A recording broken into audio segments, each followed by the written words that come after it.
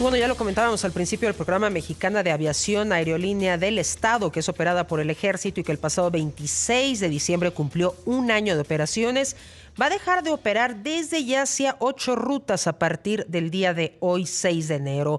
Van a dejar de volar a Acapulco, a Campeche, a Guadalajara, Ixtapa, Nuevo Laredo, Puerto Vallarta, Uruapan y Villahermosa. Esta aerolínea transportó en un año a 382,011 pasajeros, cerca del 13% de la meta de 3 millones anuales que tenía planteada para 2027. Las 5 rutas más demandadas han sido la de Tijuana, Tulum, Mérida, Ixtepec y Ciudad Victoria, todas operadas desde el Aeropuerto Internacional Felipe Ángeles, que inauguró en marzo de 2022 el presidente López Obrador. Hoy la presidenta Claudia Sheinbaum en la conferencia mañanera aseguró que la decisión de que Mexicana de Aviación cancelara 8 rutas es porque están realizando un análisis general para presentar un plan maestro. Están viendo cuáles son los destinos que registraron menos pasajeros, por lo que se va a presentar un nuevo plan. Pero la presidenta aseguró que Mexicana va a seguir volando. Para hablar de este tema nos acompaña Pepe Suárez, analista de aviación. Pepe, buenas noches. ¿Cómo estás, Kim? Buenas noches, saludos a ti, feliz año y a los escuchas también. Feliz año. Cuéntanos, ¿qué significa este cierre de rutas de Mexicana de Aviación?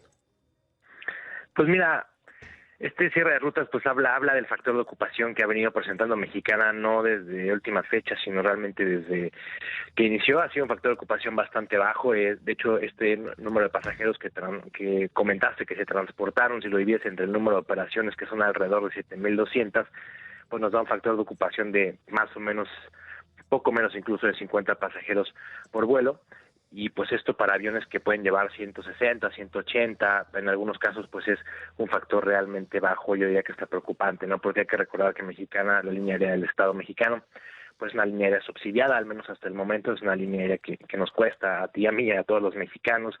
Entonces, bueno, pues creo que sí hay que hacer un ajuste importante y hay que hablar de que una línea aérea finalmente su negocio es generar y crear rentabilidad por medio de rutas y de aviones que vayan en un factor de ocupación bastante alto, ¿no? Sin duda, ¿cómo está el tema de la flotilla de Mexicana de Aviación? Esto es interesante porque, mira, ellos están operando, bueno, hasta hoy prácticamente estaban operando con 5 aeronaves, 3 de ellas Boeing 737, cedidos por la Sedena, y 2 aeronaves Embraer 145 con capacidad de 50 pasajeros que eran arrendados por la línea aérea TAR, esta aerolínea con base en Querétaro, que tiene estos aviones pequeños. Y bueno, pues este arrendamiento pues ya al parecer no seguirá adelante, y es por eso que también parte del reacomodo de rutas pues se debe a que están perdiendo 2 aeronaves que le rentaban. Ellos comentan que por altos costos operativos, TAR, pero pues finalmente, ¿qué ventaja le daba operar aviones tan pequeños? Pues que una de las rutas, como bien comentabas, con mayor factor de ocupación, pues era Ciudad Victoria, pero porque los aviones que estaban enviando eran los aviones más pequeños, ¿no? De 50 plazas. Entonces, pues a partir de hoy se quedan con 3 aviones grandes, 737, con capacidad alrededor de 180 pasajeros. La presidenta Claudia Sheinbaum dijo en la mañana que se va a presentar un plan maestro. ¿Cuál creerías tú que sería un plan adecuado para optimizar las operaciones de Mexicana de Aviación? Pues mira, el tema de Mexicana de Aviación es que ellos desde el principio, desde la concepción de la aerolínea, dijeron que iba a ser una aerolínea regional, que iba a darle servicio a los mercados que estaban desatendidos.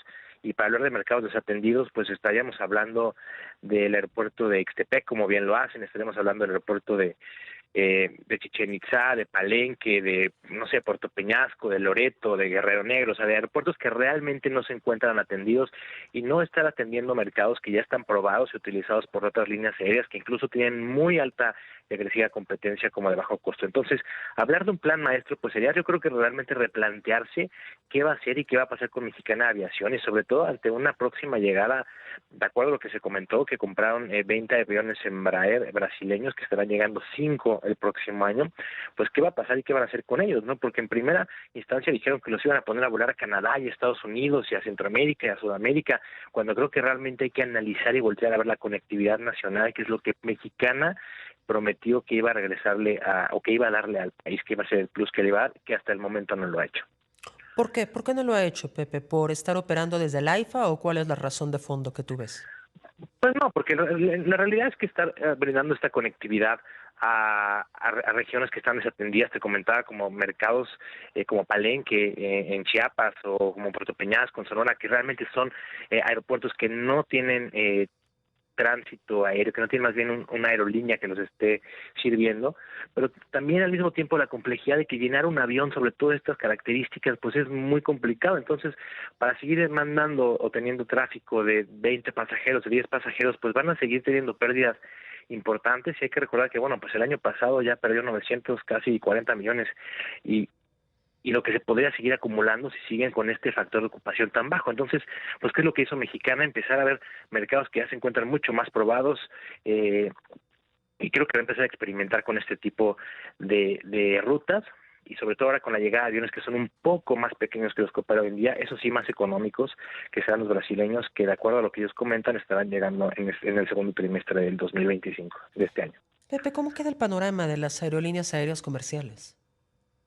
Pues realmente Mexicana de Aviación todavía no se encontraba haciendo mucha presión en el tema de la competencia. Sin embargo, hay que decir que una aerolínea subsidiada, pues lo que hace, y de hecho se lo pregunté al director de IATA hace aproximadamente un mes exactamente, de qué opinaba de todo esto, y me decía pues que no se ve con buenos ojos en la industria aérea comercial que haya líneas aéreas subsidiadas por el Estado, sobre todo en un mercado en donde hay aerolíneas privadas, y en este caso tenemos una aerolínea subsidiada porque hacen muchísima presión en la estructura de costos, hace una competencia desleal. Entonces, bueno, pues también hay que decirlo que hoy en día con el número de pasajeros transportados y las rutas que estaba sirviendo, pues tampoco hacen mucha presión. Lo que sí vemos es que alrededor de esto está habiendo líneas aéreas en México que han crecido de manera importante. Prácticamente las otras 3 líneas aéreas en el país están creciendo, siguen trayendo y recibiendo aviones, contratando gente, creando empleos. Entonces, bueno, pues por ese lado tenemos la balanza completamente distorsionada, ¿no? Una aerolínea aérea que está sufriendo mucho como Mexicana de Aviación, y otras 3 que están realmente en muy buena situación económica post pandemia. Me dio curiosidad ahorita que lo comentabas, Pepe, ¿en qué otros países sabes de aerolíneas subsidiadas por el Estado? Pues hay varios países, por ejemplo, hay una línea aérea en Argentina que da servicios sobre todo a la parte sur, estas localidades que se encuentran un poco más lejanas y difíciles de llegar, pero opera aviones muy pequeños. De esta manera pues podría ser un poco más rentable, ¿no? Hay un ejemplo lamentable también que sucedió en Ecuador, la línea aérea que se llama TAME, que era operada también por los militares y por el Estado, que en la pandemia pues realmente tuvo que cerrar operaciones porque la estructura de costos de manejar una aerolínea es bastante complejo, ¿no? Pero por otro lado hay otras aerolíneas que he escuchado a otros analistas que los utilizan como ejemplo, pero no es un ejemplo tan certero como por ejemplo Qatar en los Emiratos Árabes Unidos o Emiratos también por allá, pero esas líneas aéreas, aunque sí son del Estado, el Estado opera completamente la aviación, opera los aeropuertos, opera los combustibles, opera las líneas aéreas, opera realmente incluso pues la regulación de la aviación en esos países. Entonces se maneja completamente diferente a un país en donde tenemos aerolíneas que se encuentran privadas y aerolíneas que se encuentran operadas, bueno, una aerolínea que se encuentra en este caso operada por el gobierno, pero en América Latina hemos tenido algunos ejemplos y realmente ninguno ha tenido un buen final, ¿no? Pues tenemos a Cubana Aviación, una situación cada vez muchísimo más débil, con menos aviones, con menos rutas. Tenemos a Conviasa en Venezuela también, que es el gobierno y que también pues ha tenido una situación bastante complicada y financieramente pues no están bien, pero están subsidiadas y operadas por los gobiernos. Sin duda, vamos a hablar un poco también contigo, Pepe, el tema de el AIFA. ¿Cómo ha avanzado la operatividad de este aeropuerto internacional Felipe Ángeles?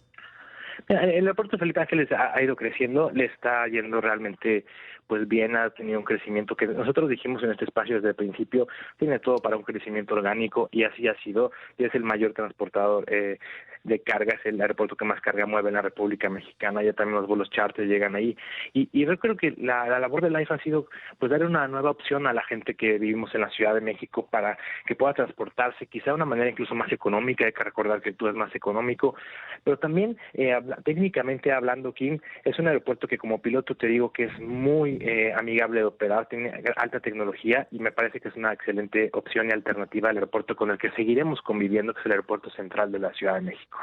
¿Y el aeropuerto central de la Ciudad de México sientes que se está dando abasto? Porque son una y otra vez que estamos viendo pues quejas de los usuarios acerca de la tardanza en las bandas, entre otras situaciones. Que al cierre del año pasado, Cirium dijo que el aeropuerto es el tercer aeropuerto con menos demoras en el mundo, lo cual yo creo que es un motivo pues importante de análisis, porque ¿qué hicieron? Reducir las operaciones de 62 a 53 y ahora 42 por hora, entonces ha tenido una disminución importante de operaciones. Si te fijas, ya el tiempo que toma despegar o aterrizar ya es mínimo, pero bien creo que la tarea importante que tiene este aeropuerto, uno, pues es tener presupuesto, porque no lo tiene, y de ahí que está aumentando TUA, si quieren aumentar operaciones para encontrar otros fuentes de ingresos, pero una tarea importante que tiene es el tema de las terminales, que como bien comentas, pues todavía tienen mucho trabajo que hacerse, se están pues hundiendo en algunos casos, tienen algunas partes rotas, goteras, lo vemos. Han hecho un esfuerzo importante, hay que decirlo, pero también creo que hay tarea importante por hacer el tema de las terminales, pero también hay que reconocer lo bueno que con esta disminución pues es uno de los aeropuertos más puntuales en el mundo. Antes de irnos, Pepe, me quedan 45 segundos. ¿Cómo están las aerolíneas comerciales mexicanas frente a su competencia a nivel internacional? Pues mira, están creciendo. Hay que recordar todavía que el tráfico transfronterizo México y Estados Unidos, que será motivo de análisis ahora con la nueva administración, es 1-3 todavía, un vuelo de una aerolínea mexicana por 3 que llegan a diferentes puntos del destino internacional, y creo que hay una tarea importante de crecimiento, pero también hay que decirlo, post pandemia, las 3 líneas aéreas realmente se encuentran en franco crecimiento, en franca generación de empleos. Hoy la aviación en México genera 1.5 millones de empleos, y entonces pues va bien. Muchísimas gracias, Pepe Suárez, analista de aviación. Casi nos vamos. Te agradecemos muchísimo este análisis. Buenas noches.